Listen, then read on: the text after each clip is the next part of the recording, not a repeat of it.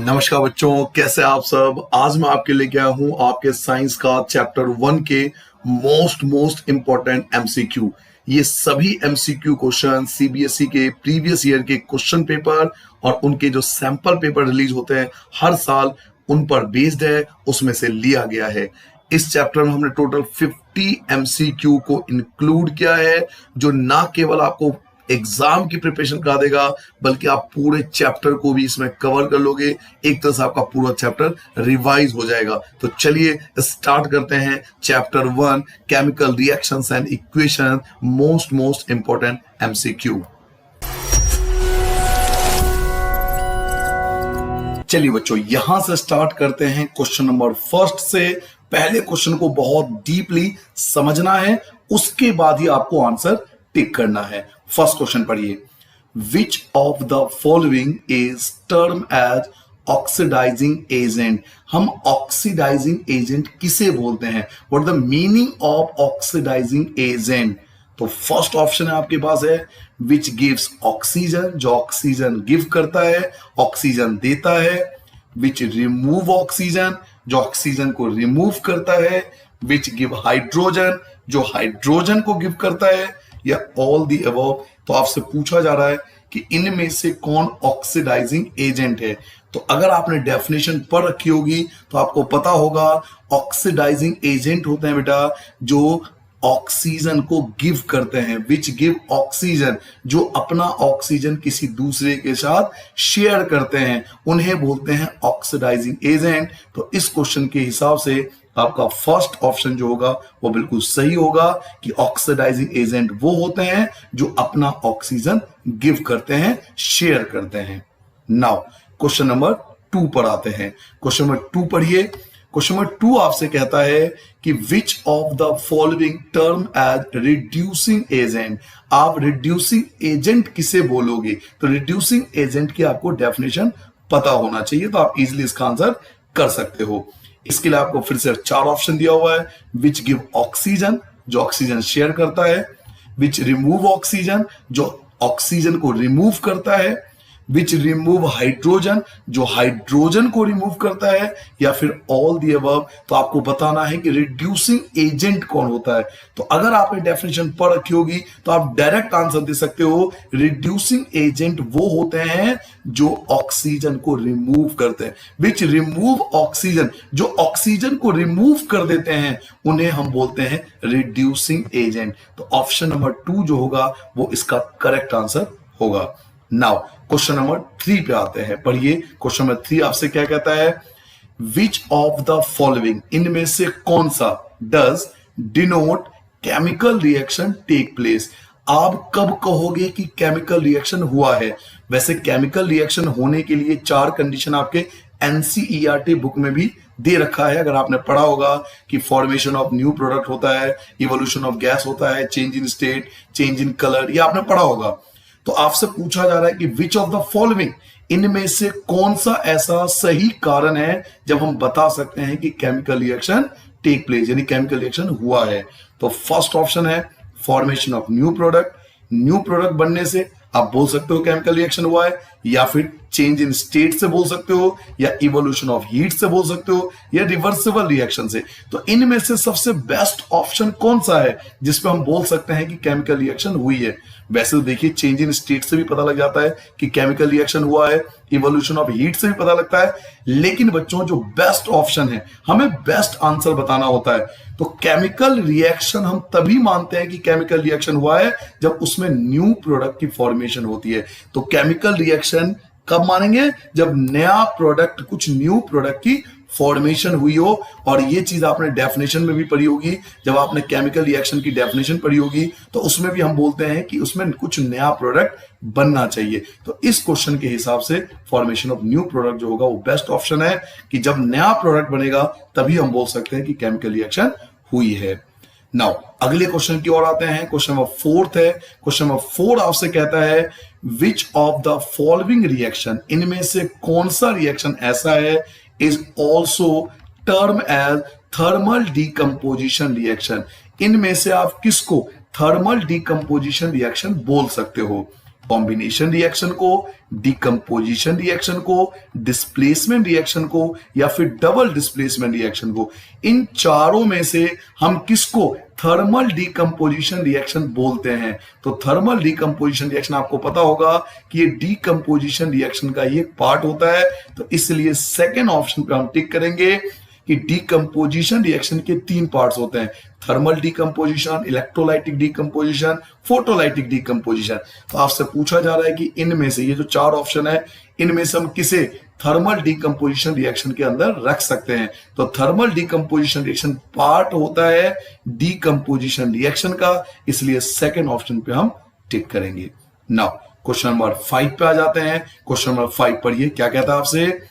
Which of the following does show oxidation reaction? इनमें से कब ऑक्साइडेशन रिएक्शन शो होता है? मींस हम कब बोलेंगे कि ऑक्साइडेशन रिएक्शन हुई है?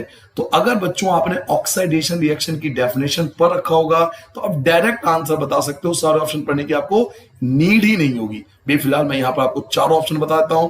ऑक्साइडेशन रिएक्शन के लिए आपको 4 ऑप्शन दिया हुआ है, gain of oxygen, loss of oxygen, gain of hydrogen और नन ऑफ द अबव। तो ऑक्साइडेशन रिएक्शन वो रिएक्शन होता है जिसमें गेन ऑफ ऑक्सीजन हो या फिर लॉस ऑफ हाइड्रोजन हो। तो लॉस ऑफ हाइड्रोजन तो ऑप्शन में कहीं पे भी नहीं है, लेकिन गेन ऑफ ऑक्सीजन तो है।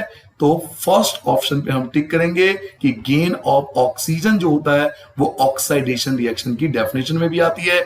ऑक्साइडेशन रिएक्शन में 2 चीज आती है, एक आता है गेन ऑफ ऑक्सीजन, दूसरा आता है लॉस ऑफ हाइड्रोजन। तो लॉस ऑफ हाइड्रोजन तो कोई ऑप्शन नहीं है, बट गेन ऑफ ऑक्सीजन तो ऑप्शन है, तो हम फर्स्ट पे टिक कर देंगे। फर्स्ट इसका करेक्ट आंसर होगा। नाउ क्वेश्चन नंबर 6 पे आते हैं। पढ़िए क्वेश्चन नंबर 6 आपसे क्या कहता है? Which of the following does show reduction reaction? आप इनमें से किसे रिडक्शन रिएक्शन बोलोगे? तो रिडक्शन रिएक्शन ऑक्साइडेशन का जस्ट अपोजिट होता है।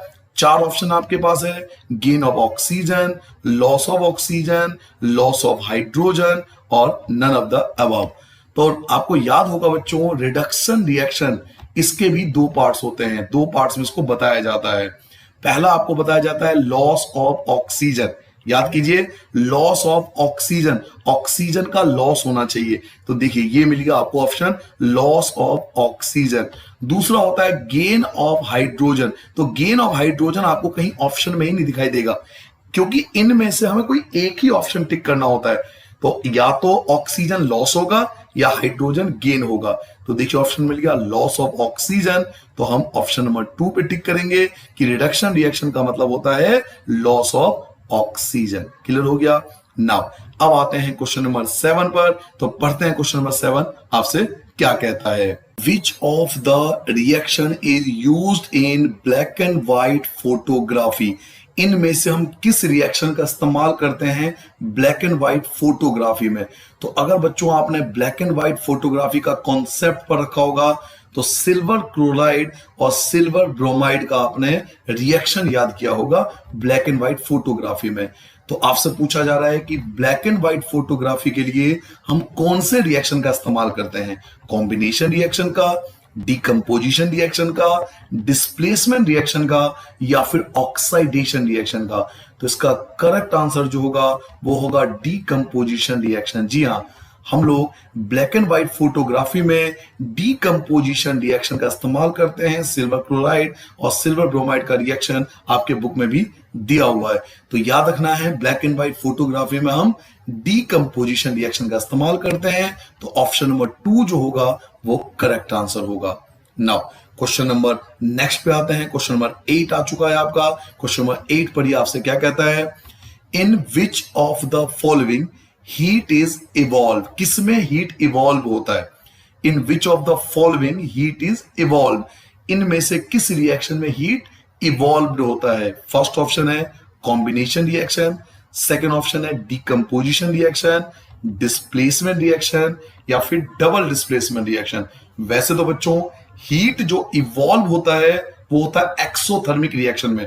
आप सबने जरूर पढ़ा होगा एक्सोथर्मिक रिएक्शन जिसमें हीट इवॉल्व होता है, बट यहां पर एक्सोथर्मिक रिएक्शन का तो ऑप्शन ही नहीं है।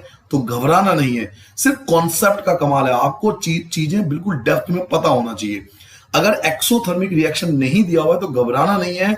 एक्सोथर्मिक रिएक्शन जो होता है वो कॉम्बिनेशन रिएक्शन का ही एक पार्ट होता है। जी हाँ, एक्सोथर्मिक रिएक्शन कॉम्बिनेशन रिएक्शन का ही पार्ट होता है। तो क्योंकि यहां पर एक्सोथर्मिक का ऑप्शन नहीं है तो मैं कॉम्बिनेशन रिएक्शन पे टिक कर दूंगा।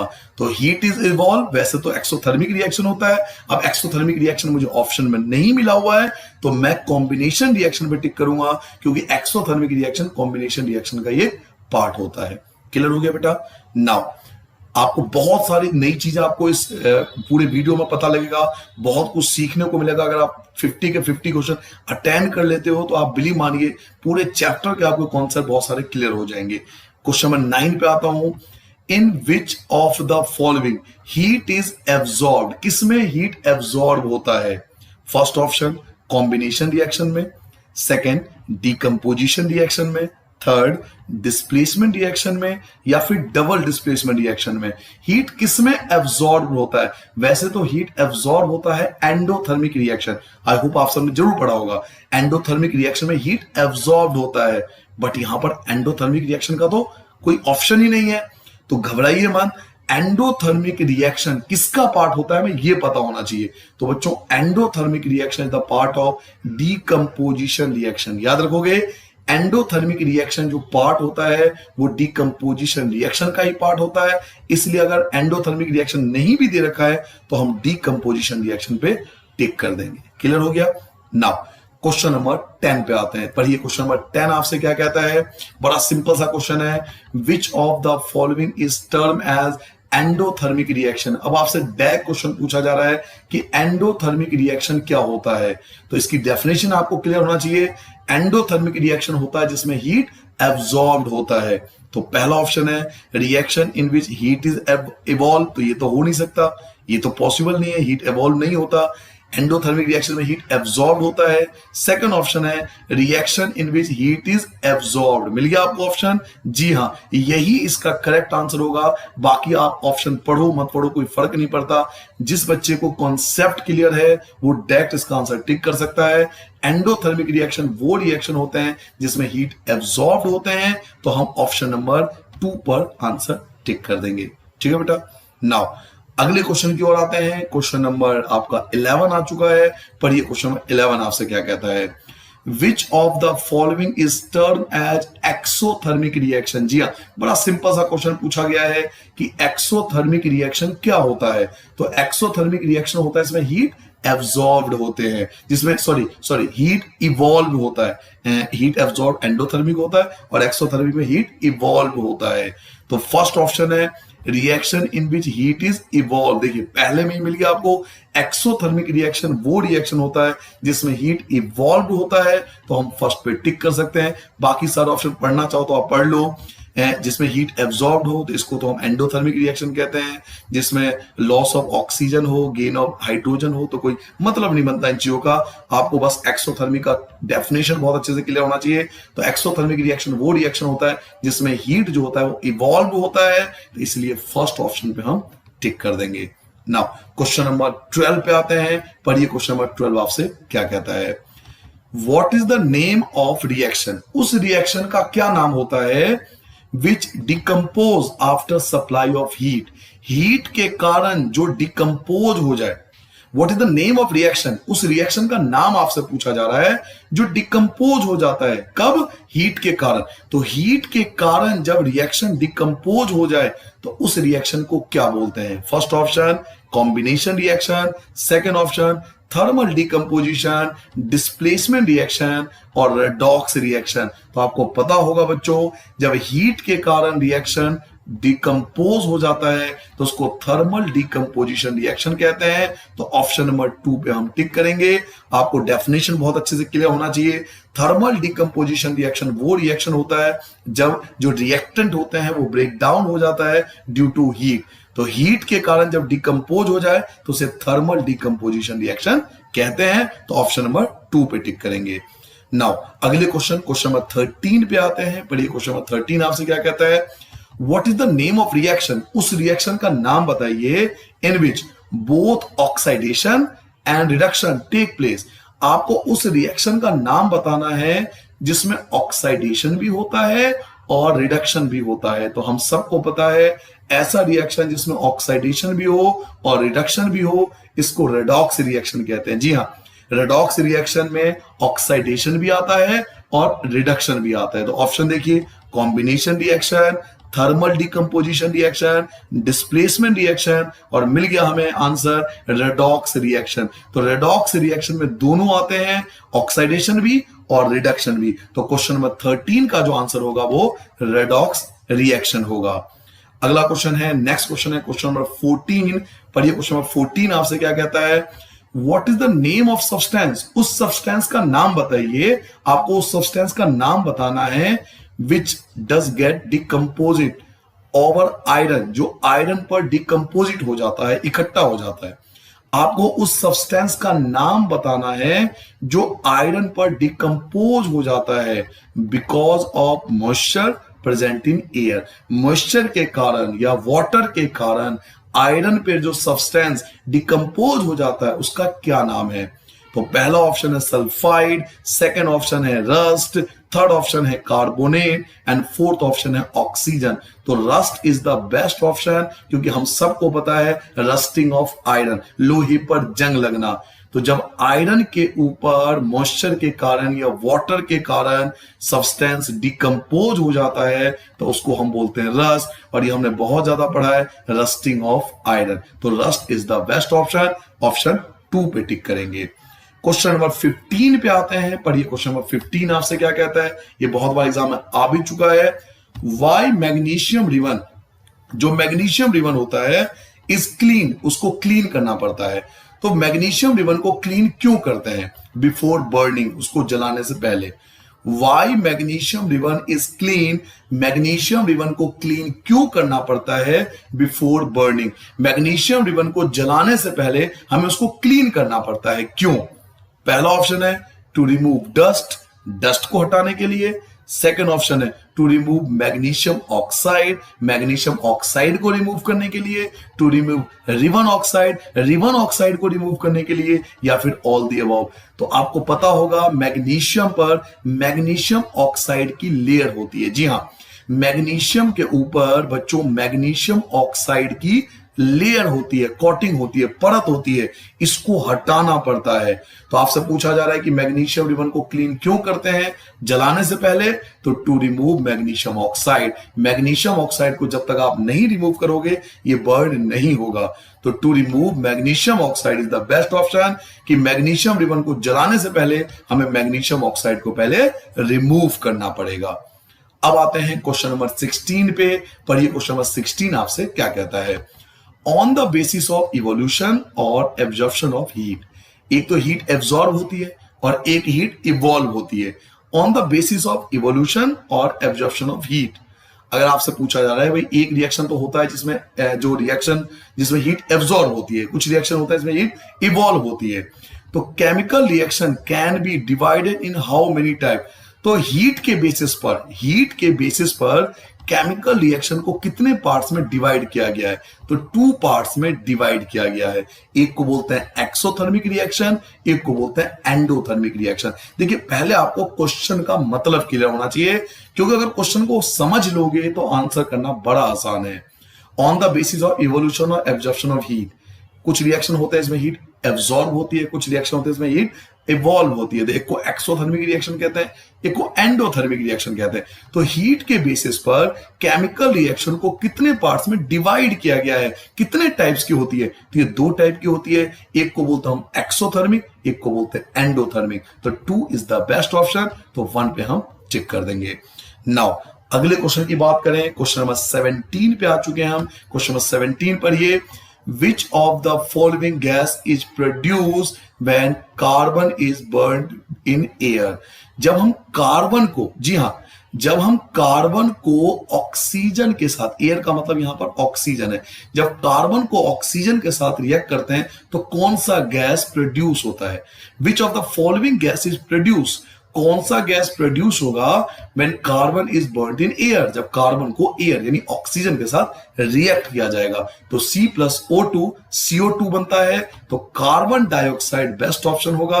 बाकी सारा ऑप्शन आप पढ़ भी लो तो कोई फर्क नहीं पड़ता, sulphur dioxide, oxygen, hydrogen, option सारे दिए होंगे। लेकिन अगर आपको कॉन्सेप्ट क्लियर है तो कभी आपको दिक्कत नहीं होगी। कार्बन और ऑक्सीजन दोनों मिलकर कार्बन डाइऑक्साइड की फॉर्मेशन करता है। क्लियर हो गया। अब आते हैं बेटा क्वेश्चन नंबर 18 पे। तो चलिए पढ़िए क्वेश्चन नंबर 18 हमसे क्या कहता है। Which of the following gives energy, इनमें से कौन सा ऐसा प्रोडक्ट है जो एनर्जी प्रोवाइड करता है वाइल रेस्पिरेशन, रेस्पिरेशन के दौरान। जब हम लोग रेस्पिरेशन करते हैं तो इनमें से कौन एनर्जी प्रोवाइड करता है। Burning of coal, burning of natural gas, burning of oxygen और बर्निंग ऑफ ग्लूकोज। तो बच्चों आंसर आएगा बर्निंग ऑफ ग्लूकोज। रेस्पिरेशन के दौरान ग्लूकोज का ब्रेक डाउन होता है और यही ग्लूकोज हमारी बॉडी को एनर्जी प्रोवाइड करता है in the form of ATP। तो क्वेश्चन ये पूछा जा रहा है कि which of the following gives energy, इनमें से कौन आपको एनर्जी प्रोवाइड करता है रेस्पिरेशन के दौरान। तो आंसर आएगा बर्निंग ऑफ ग्लूकोज। ग्लूकोज जो है वो आपको एनर्जी प्रोवाइड करता है आपकी बॉडी को। क्वेश्चन नंबर 19 पे आते हैं। क्वेश्चन नंबर 19 देखिए, what happens when hydrogen react with oxygen. बड़ा सिंपल है, आपसे पूछा जा रहा है कि जब हाइड्रोजन रिएक्ट करता है ऑक्सीजन के साथ तो क्या बनता है। फर्स्ट है कार्बन डाइऑक्साइड, ये तो वैसे भी नहीं बन सकता। सेकेंड है वाटर बनता है। Third hydrogen carbonate and four है ऑल दी अबव। तो बड़ा सिंपल इसका आंसर है कि हाइड्रोजन एंड ऑक्सीजन ये दोनों ही मिलकर वाटर की फॉर्मेशन करते हैं। तो ऑप्शन नंबर 2 आप टिक कर दोगे। हम जानते हैं कि हाइड्रोजन ऑक्सीजन दोनों मिलकर H2O बनाता है जो फॉर्मूला होता है वाटर का। तो ऑप्शन नंबर 2 आपका आंसर होगा। नाउ क्वेश्चन नंबर 20 पे आते हैं। Which of the following product is formed when calcium oxide react with water. आपसे पूछा जा रहा है कि इनमें से कौन सा प्रोडक्ट बनेगा जब calcium oxide CaO, calcium oxide होता है बेटा CaO, कैल्शियम ऑक्साइड हो गया। जब ये वाटर के साथ रिएक्ट करता है तो आपको रिएक्शन पता होना चाहिए कि जब कैल्शियम ऑक्साइड वाटर के साथ रिएक्ट करता है तो ये कैल्शियम हाइड्रोक्साइड बनाता है। कैल्शियम हाइड्रोक्साइड बनाता है जिसका फॉर्मूला होता है CH और फिर हम लिखते हैं OH, ब्रैकेट के अंदर आपको लिखना पड़ेगा क्योंकि होल ट्वाइस होता है। तो OH और फिर यहां पर 2 आता है। तो आपको बस ये फॉर्मूला रिएक्शन पता होना चाहिए। फर्स्ट चैप्टर में सारे क्वेश्चन रिएक्शन बेस्ड ही आते हैं, हमेशा एप्लीकेशन बेस्ड क्वेश्चन ही आते हैं कि जब कैल्शियम ऑक्साइड वाटर के साथ रिएक्ट करता है तो कैल्शियम हाइड्रोक्साइड बनता है और कैल्शियम हाइड्रोक्साइड को हम स्लेक लाइम कहते हैं। इसलिए आप स्लेक लाइम पे आंसर टिक कर सकते हैं। वैसे तो ऑप्शन आपको दिया हुआ है कि कार्बन डाइऑक्साइड बनता है, एक ऑप्शन दिया हुआ है कि कैल्शियम ऑक्साइड बनता है, ऑक्सीजन गैस बनता है। बट अगर आपको रिएक्शन का ज्ञान है कि कैल्शियम ऑक्साइड CaO जब वाटर के साथ बनता है, रिएक्ट करता है तो ये कैल्शियम हाइड्रोक्साइड बनाता है और कैल्शियम हाइड्रोक्साइड को ही हम लोग स्लेक लाइम के नाम से जानते हैं। ठीक है बेटा। नाउ क्वेश्चन नंबर 21 पे आ जाते हैं। Question number 21, what is the another name of quick lime. आपसे पूछा जा रहा है कि क्विक लाइम का दूसरा नाम क्या है। What is the other name of quick lime, आपसे पूछा जा रहा है कि क्विक लाइम का दूसरा नाम क्या है। तो इसके लिए आपको क्विक लाइम का फॉर्मूला पता होना चाहिए और क्विक लाइम का फॉर्मूला होता है CaO। जी हाँ, क्विक लाइम का फॉर्मूला क्या होता है CaO और CaO का अगर आप नाम बोलोगे तो क्या बोलोगे calcium oxide. Calcium oxide quick lime का फॉर्मूला होता है बच्चों CaO, it means calcium oxide. तो पहला ऑप्शन है calcium hydroxide, calcium oxide, carbon dioxide और सोडियम ऑक्साइड। तो ऑप्शन आपको दिया हुआ है कैल्शियम ऑक्साइड CaO। तो इसे ही हम क्विक लाइम के नाम से जानते हैं। क्वेश्चन नंबर आते हैं 22 पे। पढ़िए क्वेश्चन नंबर 22 क्या कहता है। What is the chemical name of slake lime. जी हाँ, अब आपसे पूछा जा रहा है कि स्लेक लाइम का नाम आपको बताना है। तो स्लेक लाइम और कुछ नहीं कैल्शियम हाइड्रोक्साइड होता है जो अभी आप पढ़ के आए हो Ca, और मैंने आपको फॉर्मूला भी बताया था। तो OH, यहां पर OH मैंने लिखा था और फिर ब्रैकेट के बाहर मैंने 2 लिखा था। तो स्लेक लाइम का बस फॉर्मूला आपको पता होना चाहिए। स्लेक लाइम का फॉर्मूला होता है CaOH होल ट्वाइस, तो इसको बोलेंगे कैल्शियम हाइड्रोक्साइड। तो अगर आपके एग्जाम में आता है कि स्लेक लाइम का दूसरा नाम क्या है, स्लेक लाइम का केमिकल नाम क्या है, तो आप लिखोगे कैल्शियम हाइड्रोक्साइड। तो ऑप्शन आपको दिया हुआ है calcium carbonate, calcium oxide, calcium hydroxide and carbon monoxide. तो हम आंसर लगा देंगे कैल्शियम हाइड्रोक्साइड पे, क्योंकि बच्चों स्लेक लाइम का जो फॉर्मूला होता है वो होता है CaOH होल ट्वाइस। तो इसके बेस पर आप बता सकते हो कैल्शियम हाइड्रोक्साइड। तो याद रखोगे क्विक लाइम और स्लेक लाइम। क्विक लाइम का फॉर्मूला CaO और स्लेक लाइम का formula CaOH2।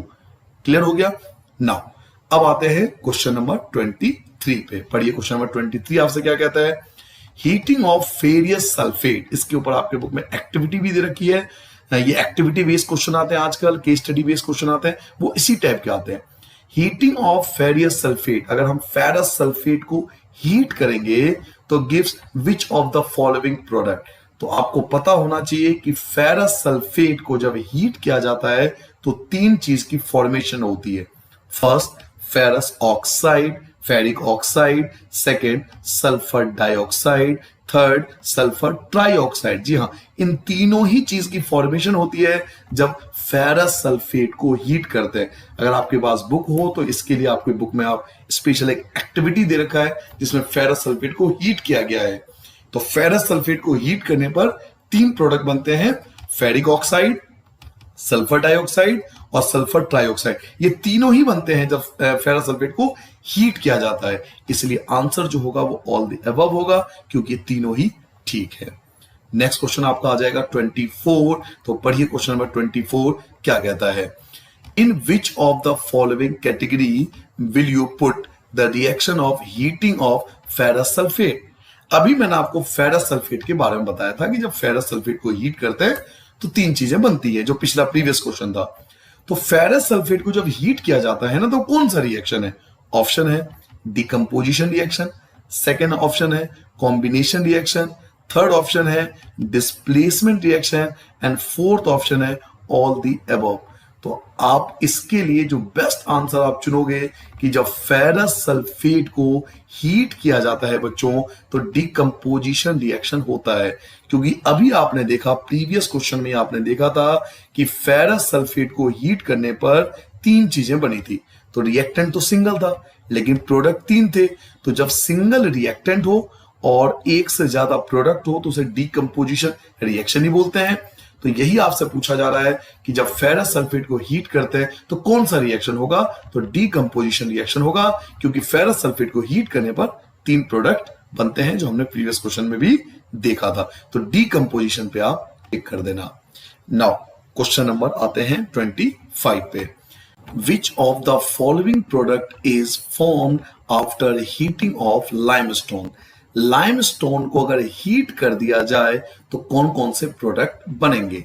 Which of the following product is form, कौन से प्रोडक्ट बनेंगे आफ्टर हीटिंग ऑफ लाइमस्टोन, कि लाइमस्टोन को हीट करने पर कौन से प्रोडक्ट बनते हैं। तो नॉर्मली लाइमस्टोन को हीट करने पर 2 प्रोडक्ट बनते हैं। एक बनता है कैल्शियम ऑक्साइड एंड सेकेंड बनता है कार्बन डाइऑक्साइड। तो कैल्शियम ऑक्साइड का ऑप्शन आपको दिया हुआ है बट कार्बन डाइऑक्साइड का ऑप्शन नहीं दिया हुआ है।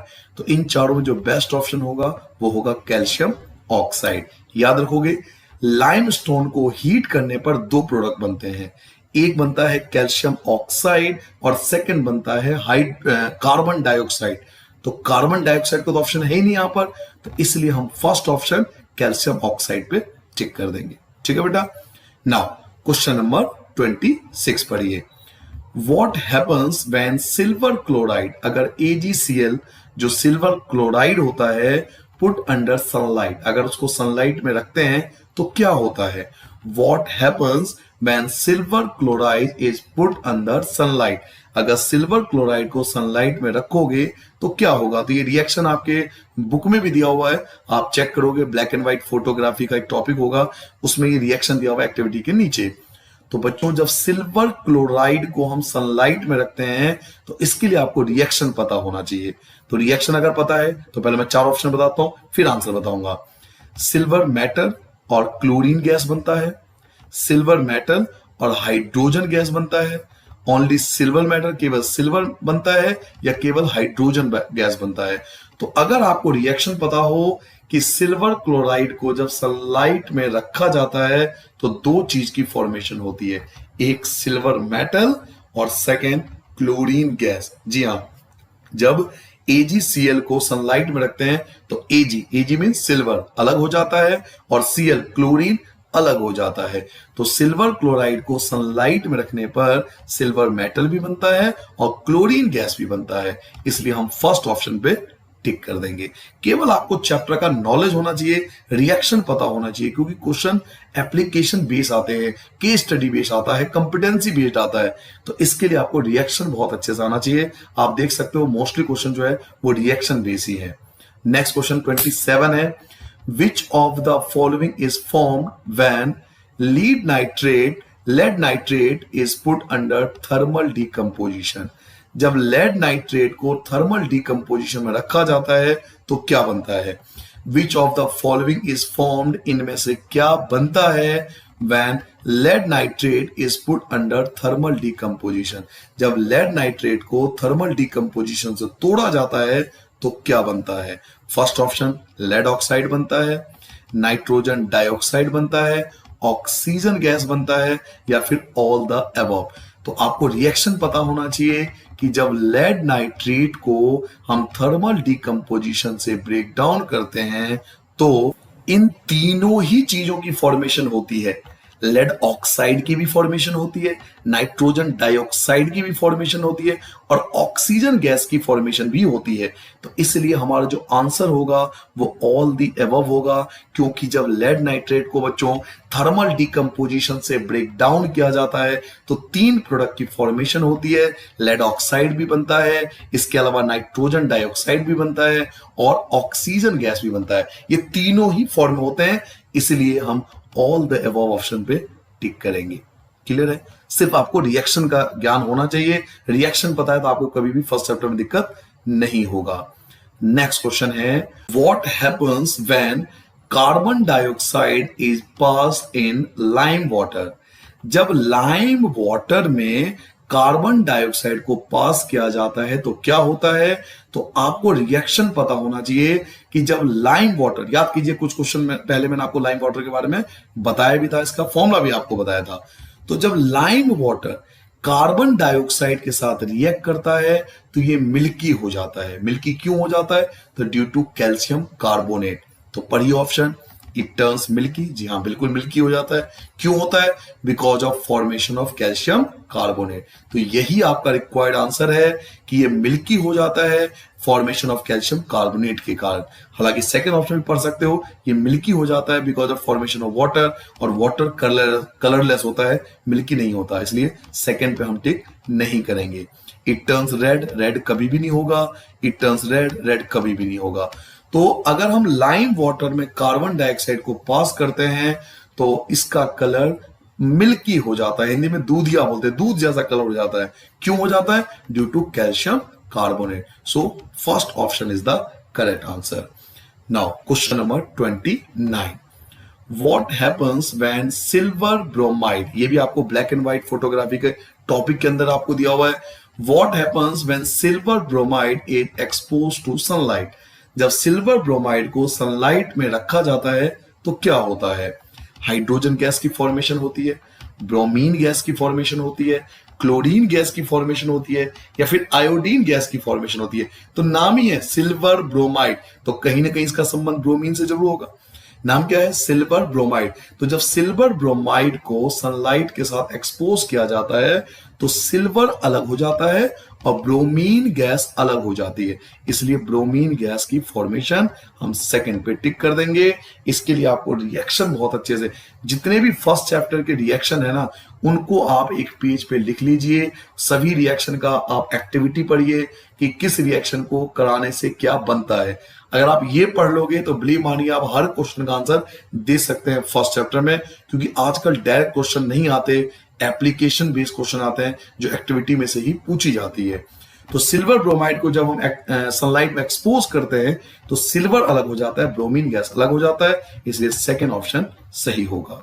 नाउ क्वेश्चन नंबर 30 देखिए, क्वेश्चन नंबर 30 हमारे पास क्या है। Which metal is displaced when lead is put in the solution of copper sulphate. जब लेड को कॉपर सल्फेट में रखा जाता है, विच मेटल इज डिस्प्लेस, कौन सा मेटल डिस्प्लेस हो जाता है जब लेड को कॉपर सल्फेट में रखा जाता है। ऑप्शन है आपके पास, लेड डिस्प्लेस हो जाता है, कॉपर डिस्प्लेस हो जाता है, क्लोरीन डिस्प्लेस हो जाता है, या ऑल द अबव। तो क्वेश्चन से ही काफी कुछ क्लियर हो जाता है कि यहां पर कॉपर डिस्प्लेस होता है। तो लेड जब कॉपर क्लोराइड में रखा जाता है, जब लेड को कॉपर सल्फाइड के सॉल्यूशन में रखा जाता है, तो बच्चों कॉपर जो होता है वो डिस्प्लेस हो जाता है, इसलिए हम ऑप्शन नंबर 2 पे टिक कर देंगे। नाउ क्वेश्चन नंबर 31 पर आते हैं।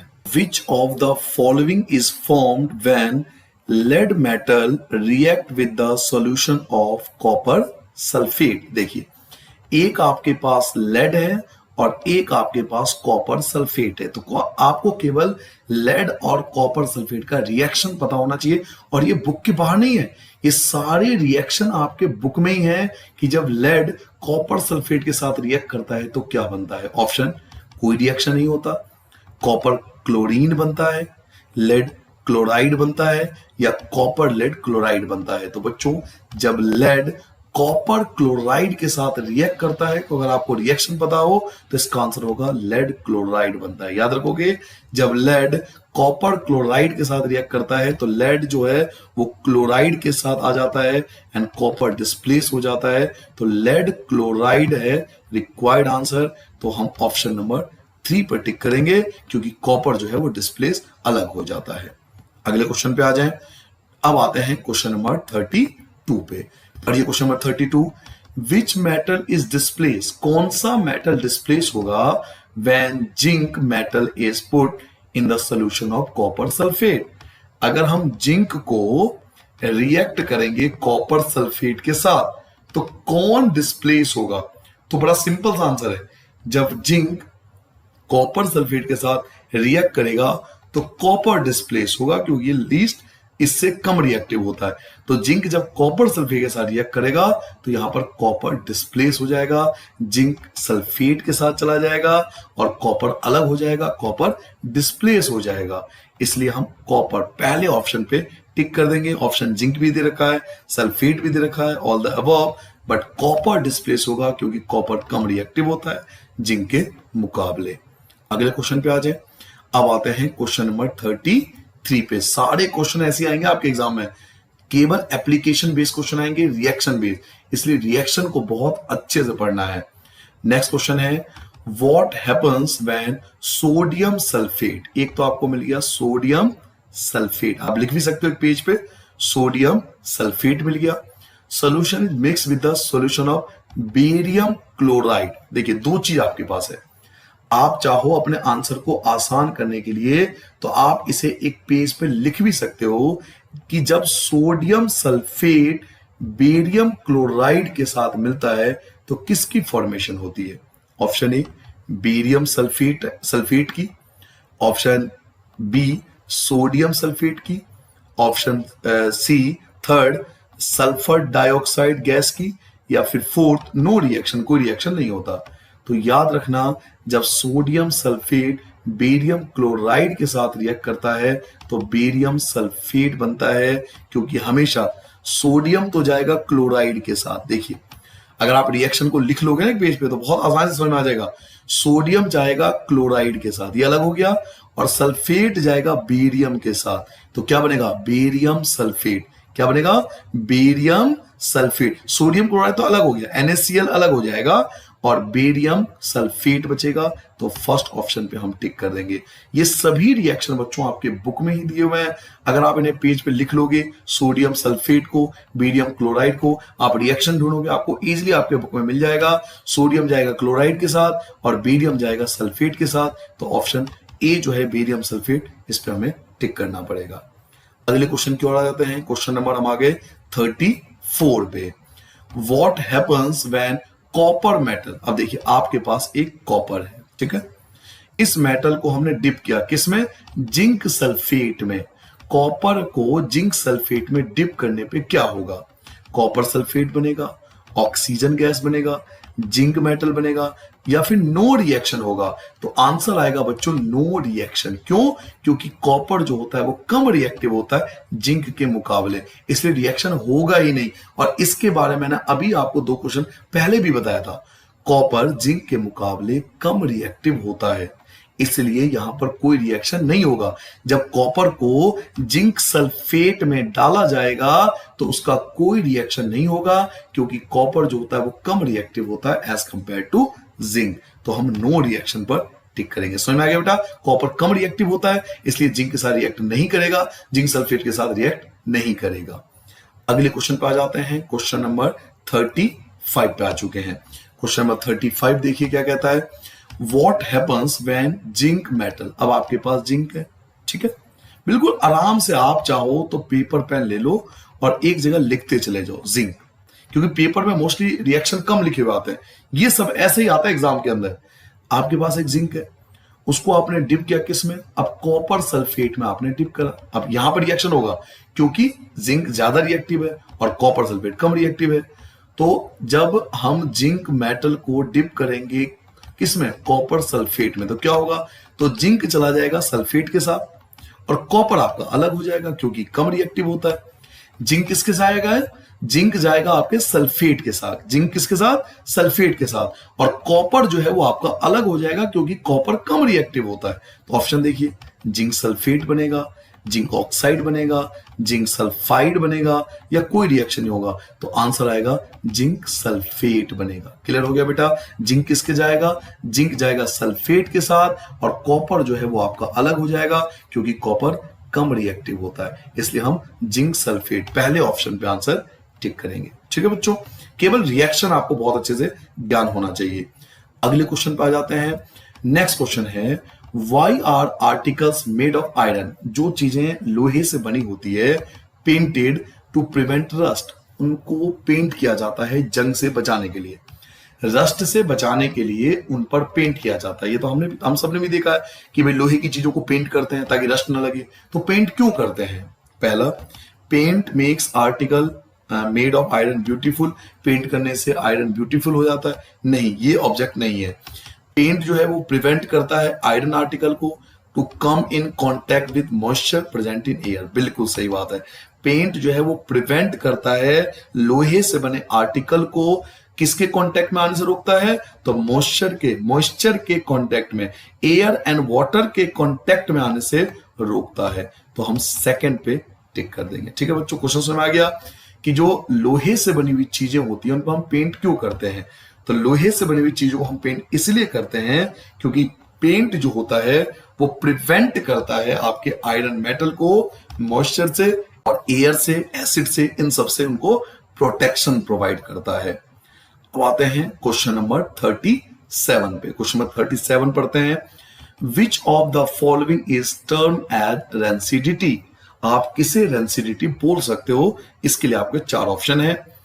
रिडक्शन ऑफ ऑक्सीजन, जब ऑक्सीजन रिड्यूस हो जाएगा जो फूड में है आप उसे रेंसिडिटी बोलोगे, या oxidation of oil present in food, जो फूड में ऑक्साइडेशन हो जाता है ऑयल के कारण आप उसे रेंसिडिटी बोलोगे, या oxidation of sugar present in food, या शुगर का ऑक्साइडेशन हो जाता है जो फूड में उसे रेंसिडिटी बोलोगे, या आप सबको रेंसिडिटी बोलोगे। तो अगर आपने रेंसिडिटी की डेफिनेशन पर रखी होगी तो बहुत अच्छे से आपको पता होगा कि इसका सेकंड जो है वो रिक्वायर्ड आंसर होगा, oxidation of oil present in food. जो ऑयल या फैट से बना होता है फूड प्रोडक्ट, जब उसका ऑक्साइडेशन हो जाता है तो उसका स्मेल और टेस्ट चेंज हो जाता है, इसी को हम लोग रेंसिडिटी कहते हैं। तो अगर आपने डेफिनेशन पढ़ रखा है रेंसिडिटी का तो बहुत अच्छे से आपको पता है कि ऑयल और फैट जब ये ऑक्साइडाइज हो जाते हैं तो स्मेल और टेस्ट बदल जाता है, इसी को हम रेंसिडिटी कहते हैं। तो हम सेकेंड ऑप्शन पे टिक कर देंगे।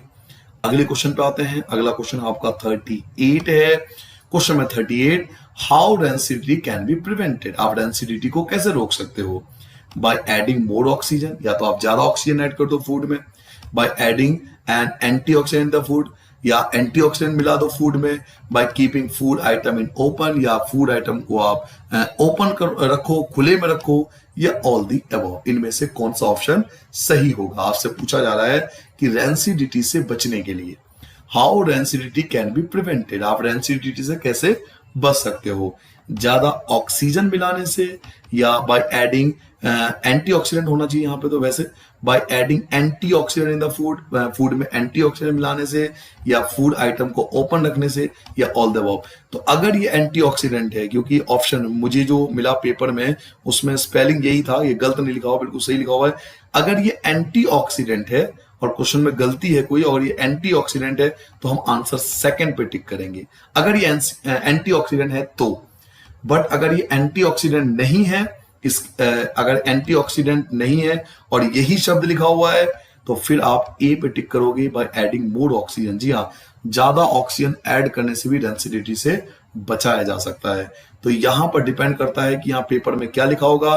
अगर यहाँ पे एंटीऑक्सीडेंट है तो फिर आपको देखने की जरूरत नहीं है, आप सेकंड पे टिक कर देना। अगर एंटीऑक्सीडेंट नहीं है और यही वर्ड लिखा हुआ है, शायद ये लिखा हुआ है टॉक्सीडेंट्स, तो टॉक्सीडेंट्स तो नहीं हम ऐड करते फूड में, तो अगर यही वर्ड लिखा हुआ है तो आप लिखोगे बाय एडिंग मोर ऑक्सीजन। ज्यादा ऑक्सीजन ऐड करके भी हम रैंसिडिटी से बचा सकते हैं फूड आइटम्स को। क्वेश्चन नंबर 39 पे आ चुके हैं। क्वेश्चन नंबर 39 पढ़िए, what is form when zinc react with sodium hydrate, जब जिंक रिएक्ट करता है सोडियम हाइड्रेट के साथ तो किसकी फॉर्मेशन होती है?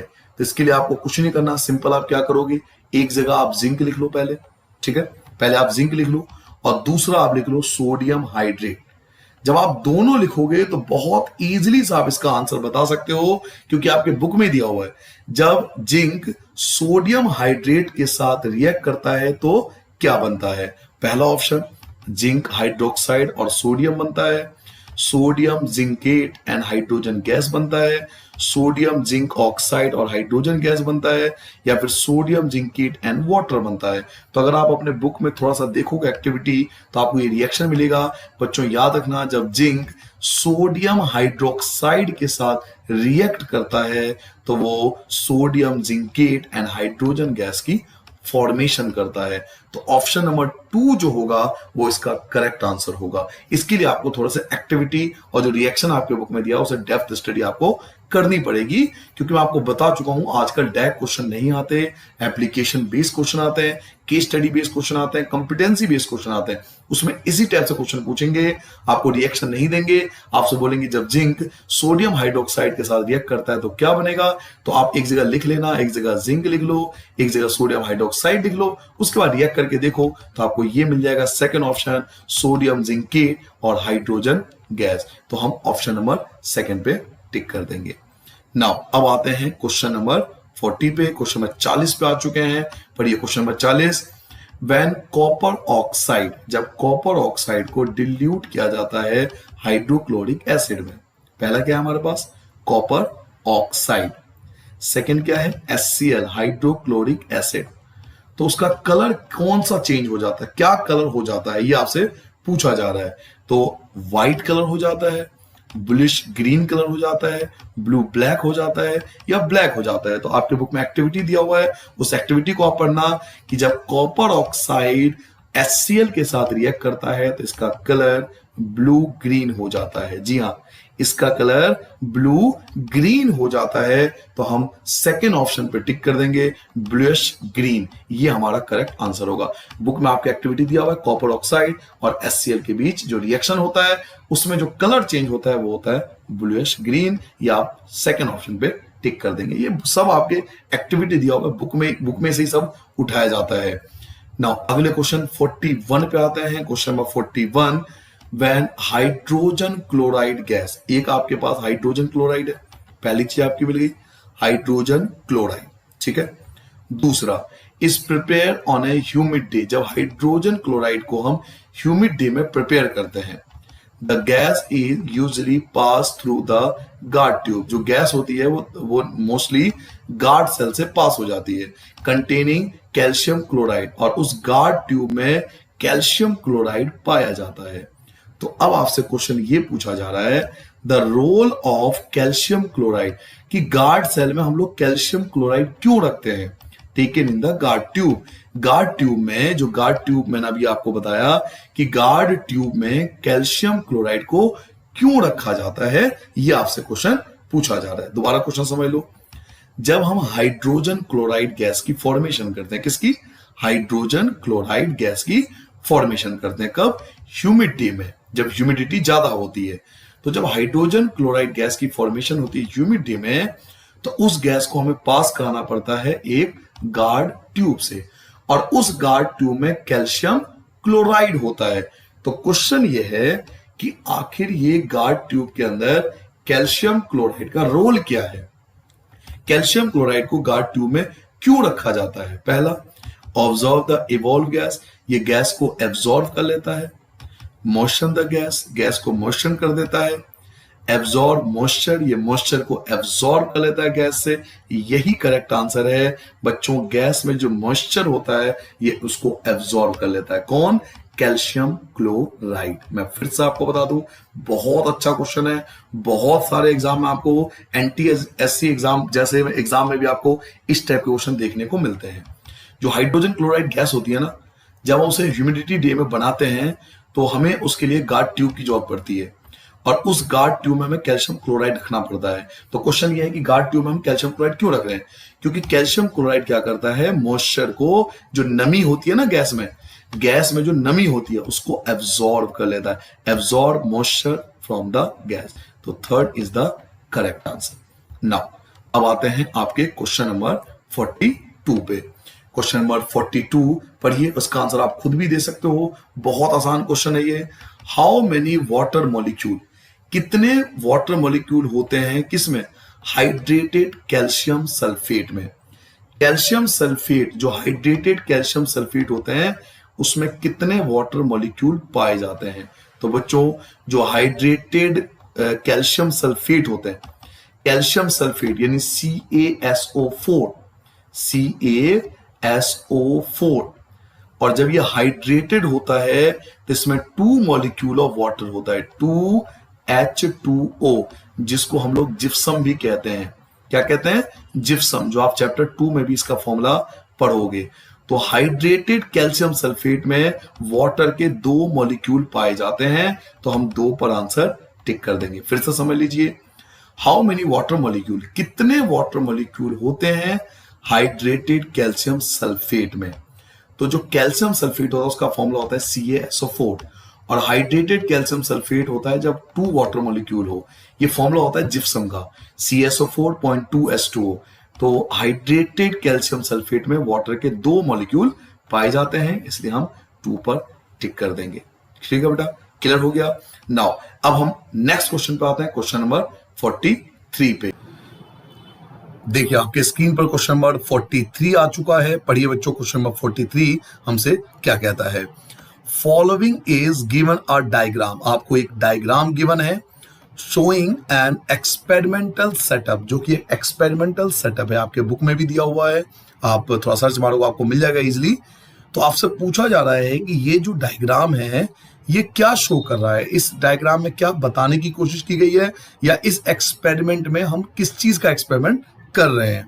फर्स्ट, डिस्टिलेशन ऑफ वाटर का, सेकेंड, प्यूरिफिकेशन ऑफ वाटर का, थर्ड, इलेक्ट्रोलाइसिस ऑफ वाटर का, या फिर फोर्थ, हाइड्रोलाइसिस का। तो करेक्ट आंसर आएगा इलेक्ट्रोलाइसिस ऑफ वाटर। जी हाँ, ये जो एक्सपेरिमेंट आप देख रहे हो ये इलेक्ट्रोलाइसिस ऑफ वाटर के लिए किया जाता है, जो आपके एनसीईआरटी बुक में गिवन है ऑलरेडी। ठीक है बच्चों, नाउ अगले क्वेश्चन की ओर आते हैं। पढ़िए, बहुत अच्छा क्वेश्चन है, कई बार एग्जाम में आ चुका है। अ सब्सटेंस एक्स, एक सब्सटेंस एक्स है जिसका इस्तेमाल हम लोग करते हैं व्हाइट वॉशिंग के लिए, and is obtain by heating limestone, और लाइमस्टोन को हीट करने पर वो हमें प्राप्त होता है in the absence of air. जब लाइमस्टोन को हीट करते हैं in the absence of air में, तो वो एक्स हमें मिलता है, और उस एक्स का इस्तेमाल हम लोग करते हैं व्हाइट वॉशिंग के लिए। तो मैं आपको बता दूं, इतनी सारी जानकारी नहीं भी होती ना तो भी आप इसका आंसर दे सकते थे। वो कौन सा सब्सटेंस है जिसका इस्तेमाल हम लोग व्हाइट वॉशिंग के लिए करते हैं? तो पहला ऑप्शन है calcium oxychloride, calcium hydroxide, calcium oxide, calcium carbonate. तो व्हाइट वॉशिंग के लिए हम लोग इस्तेमाल करते हैं कैल्शियम ऑक्साइड। तो सी इज द करेक्ट आंसर। ठीक है बेटा। नाउ अगले क्वेश्चन की ओर आते हैं। देखिए नेक्स्ट क्वेश्चन क्या है हमारे पास, which of the following is a displacement reaction. यहां आपको 4 रिएक्शन आपको गिवन है और आपसे पूछा जा रहा है कि इनमें से कौन सा डिस्प्लेसमेंट रिएक्शन है। अगर आप फर्स्ट रिएक्शन को ध्यान से देखो तो ये डीकंपोजिशन रिएक्शन में आएगा क्योंकि सिंगल रिएक्टेंट है और 2 प्रोडक्ट है। सेकंड में ध्यान से देखो सोडियम एंड वाटर के बीच रिएक्शन है और ये बन गया सोडियम हाइड्रोक्साइड और हाइड्रोजन। तो अगर आप एक्सपेरिमेंट को थोड़ा ध्यान से देखो तो ये डीकंपोजिशन रिएक्शन जो डिस्प्लेसमेंट रिएक्शन की बात हो रही है, जिसमें जो हाई रिएक्टिव एलिमेंट होता है वो लेस रिएक्टिव एलिमेंट को डिस्प्लेस कर देता है। तो सोडियम हाई रिएक्टिव है जिसने हाइड्रोजन को रिप्लेस कर दिया, हाइड्रोजन को हटा दिया, अलग कर दिया और ऑक्सीजन के साथ मिल गया। तो ये आपका डिस्प्लेसमेंट रिएक्शन का बेस्ट एग्जांपल भी हो सकता है। थर्ड अगर आप देखोगे तो ये कॉम्बिनेशन रिएक्शन है। फोर्थ आप देखोगे तो फिर से आपका ये हो जाएगा डीकंपोजिशन रिएक्शन जिसमें एक सिंगल रिएक्टेंट है और 3 प्रोडक्ट है। तो इन चारों में जो डिस्प्लेसमेंट रिएक्शन है बच्चों वो बी होगा, इसलिए हम आंसर बी पे टिक करेंगे। फर्स्ट में देखिए ये डीकंपोज हो रहा है, सी में देखिए कॉम्बिनेशन हो रहा है, डी में देखिए डिकम्पोज हो रहा है। केवल बी ही ऐसा है जिसमें सोडियम हाई रिएक्टिव जो है वो किसी एक एलिमेंट को डिस्प्लेस कर रहा है, इसलिए B is the correct answer which is for displacement reaction. Now अगले क्वेश्चन की ओर आते हैं। नेक्स्ट क्वेश्चन पढ़िए क्या कहता है, given the ratio in which hydrogen and oxygen are present in water by volume। हम सबको पता है वाटर के अंदर 2 चीजें पाई जाती है। वाटर का फॉर्मूला होता है H2O, it means hydrogen and oxygen. तो आपसे पूछा जा रहा है गिव द रेशियो, वो रेशियो बताओ जिसमें हाइड्रोजन एंड ऑक्सीजन किस रेशियो में होते हैं। वॉल्यूम के अकॉर्डिंग रेशियो कंपेयर करना है। जी हाँ, वॉल्यूम के अकॉर्डिंग आपको रेशियो कंपेयर करना है कि हाइड्रोजन और ऑक्सीजन का रेशियो बताओ वॉल्यूम के अकॉर्डिंग वाटर के अंदर। पहला ऑप्शन है 1:2, फिर 1:1, 2:1 और 1:8। तो वाटर के अंदर हाइड्रोजन एंड ऑक्सीजन का जो रेशियो होता है वो होता है 1:2। तो आप 1:2 पे आंसर टिक करेंगे। ठीक है बच्चों। नाउ अगले क्वेश्चन की ओर आते हैं। देखिए नेक्स्ट क्वेश्चन क्या है हमारे पास, which of the following gases can be use for storage. जो फूड वगैरह होती है उनको हम स्टोर करते हैं। तो ऐसा क्वेश्चन हम पहले भी आपको बता चुका हूं कि नाइट्रोजन का इस्तेमाल किया जाता है चिप्स वगैरह को स्टोर करने के लिए, आपने बुक में भी पढ़ा होगा। तो आपसे पूछा रहा है कि कौन कौन सी गैस है जिसका इस्तेमाल हम लोग स्टोरेज के लिए कर सकते हैं। कार्बन डाइऑक्साइड ऑक्सीजन का, नाइट्रोजन और ऑक्सीजन का, कार्बन डाइऑक्साइड और हीलियम का, और हीलियम और नाइट्रोजन का। देखिए एक तो नाइट्रोजन यहां पर आ रहा है, एक नाइट्रोजन यहां पे आ रहा है, लेकिन ऑक्सीजन का इस्तेमाल हम लोग स्टोरेज के लिए नहीं करेंगे क्योंकि ऑक्सीडाइज हो जाएगा, फूड बेकार हो जाएगा। तो ये ऑप्शन हम लोग नहीं मान सकते। नाइट्रोजन तो ठीक है बट ऑक्सीजन का इस्तेमाल नहीं करते। तो अगला तो नाइट्रोजन यही वाला बचा, इसलिए हम लोग इस पे टिक करेंगे हीलियम और नाइट्रोजन। जी हाँ, हीलियम और नाइट्रोजन का आप लोग इस्तेमाल कर सकते हो किसी फूड प्रोडक्ट को स्टोर करने के लिए। So D is the correct answer, हम डी पर टिक करेंगे। नेक्स्ट क्वेश्चन पे आ जाते हैं। अगला क्वेश्चन है आपके पास, which of the following are exothermic reaction. इनमें से कौन सा एक्सोथर्मिक रिएक्शन है। तो एक्सोथर्मिक रिएक्शन क्या होती है, जिसमें हीट इवॉल्व होता है, हीट प्रोड्यूस होता है, हीट इवॉल्व होता है। फर्स्ट आपका है reaction of water with the quick lime. ये मैं आपको बहुत बार बता चुका हूं, जब वाटर क्विक लाइम के साथ रिएक्ट करता है तो हीट इवॉल्व होता है। तो एक तो आपको मिल गया। जी हाँ, फर्स्ट तो आप सही है कि ये एक्सोथर्मिक रिएक्शन है, क्योंकि जब वाटर बच्चों क्विक लाइम के साथ रिएक्ट करता है तो हीट इवॉल्व होता है। और दूसरा है आपके पास डिल्यूशन ऑफ एन एसिड। ये आप चैप्टर 2 में भी पढ़ोगे कि जब एसिड का डिल्यूशन किया जाता है, इट मींस पानी के अंदर, वाटर के अंदर जब एसिड को मिलाया जाता है। डिल्यूशन ऑफ एसिड का मतलब होता है वाटर के अंदर एसिड को मिलाना। तो जब वाटर के अंदर एसिड को मिलाते हैं तो वहां भी हीट रिलीज होती है। तो it is also exothermic reaction, और ये चीज आप चैप्टर 2 में भी बहुत अच्छे से पढ़ोगे। इवेपोरेशन ऑफ वाटर, नहीं ये नहीं आएगा, ये एक्सोथर्मिक रिएक्शन नहीं है। सब्लिमेशन ऑफ कैम्फर, ये भी एक्सोथर्मिक रिएक्शन नहीं होता। तो इन दोनों में हीट जो होता है इवॉल्व होता है। एक आपका वाटर का क्विकलाइम के साथ रिएक्ट करना, यहाँ हीट प्रोड्यूस होती है, और जब हम एसिड का डिल्यूशन करते हैं तो वहां भी हीट प्रोड्यूस होता है। तो इसलिए फर्स्ट और सेकेंड जो है वो करेक्ट है। ऑप्शन आपको दिया हुआ है, देखिए फर्स्ट और सेकेंड, तो हम इसी पे टिक कर देंगे। हालांकि आपको कंफ्यूज करने के लिए बहुत सारा ऑप्शन दिया हुआ है, second and third, first and fourth, second and fourth, but first and second is the correct answer, क्योंकि इन दोनों ही रिएक्शन में हीट जो होती है वो इवॉल्व होती है। अगले क्वेश्चन की बात करते हैं। आपके पास एक रिएक्शन है, या आप रिएक्शन देख सकते हो, और आपसे पूछा जा रहा है the above reaction is a example of, ये जो रिएक्शन है ये किस का एग्जांपल है? कॉम्बिनेशन रिएक्शन का, डबल डिस्प्लेसमेंट का, डिकम्पोजिशन का, या फिर डिस्प्लेसमेंट का? तो अगर आप रिएक्शन पे थोड़ा गौर करो तो जो पीबी है उन्होंने कॉपर को डिस्प्लेस कर दिया। देखिए कॉपर अलग हो गया, तो पीबी ने कॉपर को, सीयू को डिस्प्लेस कर दिया। तो जब हाई रिएक्टिव लेस रिएक्टिव को डिस्प्लेस कर देता है तो इसे हम बोलते हैं डिस्प्लेसमेंट रिएक्शन। इसलिए हम डी पे टिक करेंगे कि it is a displacement reaction. D part जो होगा वो करेक्ट आंसर होगा। नेक्स्ट क्वेश्चन पे आते हैं। रस्टिंग ऑफ आयरन, हम सब जानते हैं कि आयरन पे रस्टिंग हो जाती है, इन्वॉल्व अ केमिकल रिएक्शन। लेकिन यहाँ क्वेश्चन ये है कि जब रस्टिंग होती है तो रिएक्शन कौन सा होता है? Which is a combination of, यानी रस्टिंग के, जब रस्टिंग होती है आयरन पे तो वहां कौन सा केमिकल रिएक्शन होता है? Rusting of iron involve a chemical reaction which is a combination of.